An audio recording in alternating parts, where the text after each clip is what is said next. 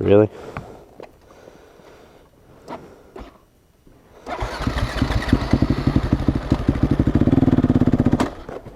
You fucking idiot. Yep. Yeah. Yep. Broken. Explain a little bit why I haven't been riding. I don't really know where to start. This has been why I've been away. Just riding. Felt like the bike ran out of fuel. And stopped. Changed to reserve, went to start it. It sounded like it got a flat battery, so I bought a new battery and put that in, and it still did the same thing. So I thought it was going to be a starter motor. So I took the starter motor out and put it directly to power, and it worked.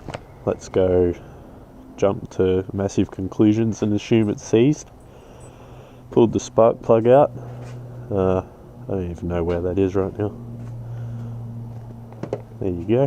One spark plug. Pulled the spark plug out, put it in top gear and tried to push it. Yeah, back wheel didn't spin even though spark plug wasn't in and the bike was in gear. Then when I figured out the bike was seized, so at the time I was assuming it'd be snapped timing chain, which is this, which it isn't. Immediately knew that that wasn't the case when I pulled the rocker cover off.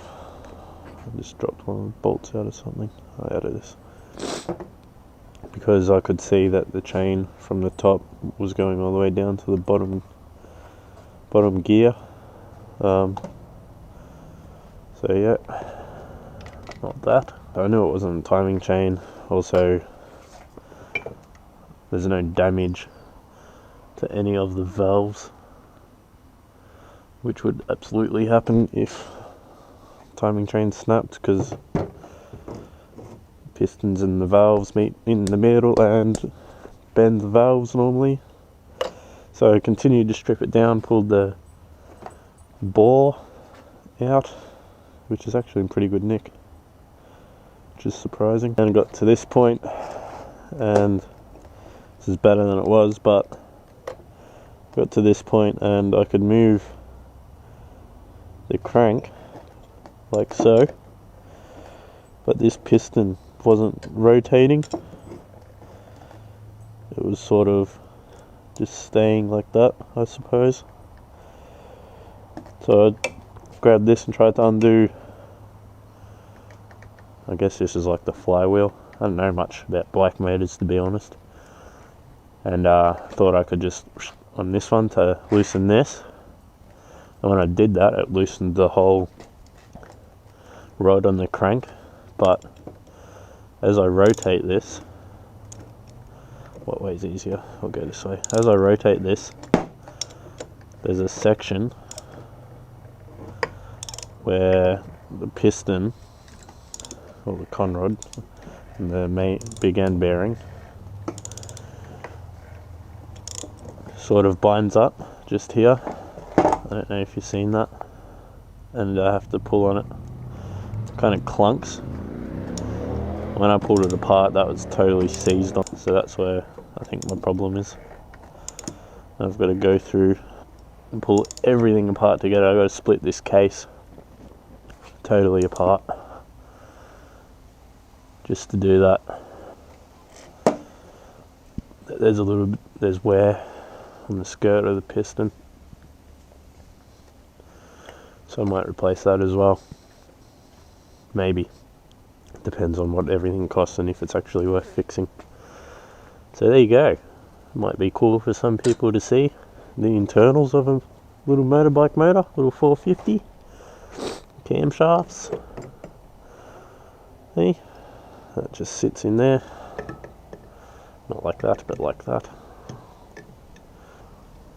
Sits in there. I go down on top, hold it down.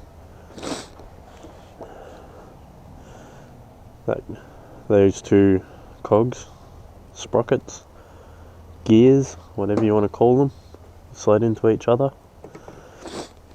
Combustion, up and down, turns this, turns the timing chain, turns these, pushes on the valves. Pretty cool, hey? Whoops. Hopefully this explains my absence a little bit. I'd like to be doing more videos, but it's a little bit hard at the moment. Another thing was when I pulled it all apart, checked the oil, and it had plenty of coolant and oil. This is the oil. It's been mixed with some other shit by now, but I had plenty of oil in it. It's really strange that this bearing seized. Bike's only done 10,260 kilometers and it's had catastrophic failure. Catastrophic? Is that the word? Maybe I'll film a few things as I do it. Leave a comment below. That was like equals 3. Leave a comment if you want to see some of that stuff happening. I'm not really sure what to expect going further. I've bought a flywheel puller, but yeah, you need a flywheel puller. It's just 2 pieces. One screws onto this thread and the other pushes on this and pops that off, and then I can continue. Take this sprocket off, take that off, start a motor. Do I have to? No, I probably have to start a motor on. But yeah, continue down, pull everything apart, and get into that bearing. Right up a list, take that to Husqvarna, and they'll say that's going to cost lots of money, and I'll say, ah, shit. Come on.